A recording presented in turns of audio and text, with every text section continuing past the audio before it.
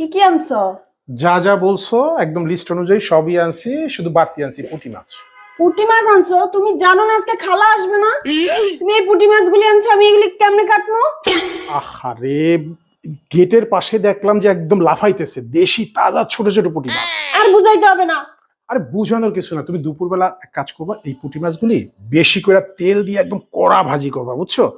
আর আর আর এই যে শাক নিয়ে আসছি, শাক ভাজবা, আর হচ্ছে তোমার ডাল করবা। হ্যাঁ, আর রাতের জন্য তুমি যেটা করবা হচ্ছে যে একটু একটু পোলাও করবা, আর গরুর মাংস বেশি ঝাল দিয়া লাল টকটকা করে গরুর মাংস করবা, আর সাথে ডিম। আমারে কি পাইছো? আমি মানুষ না? আমারে কি রেস্টি করা বুয়া পাইছো? এমনি তাকিয়ে রইছো কেন? তোমারে না খুবই সুন্দর লাগতেছে। আর বাম দেওয়া লাগবে না।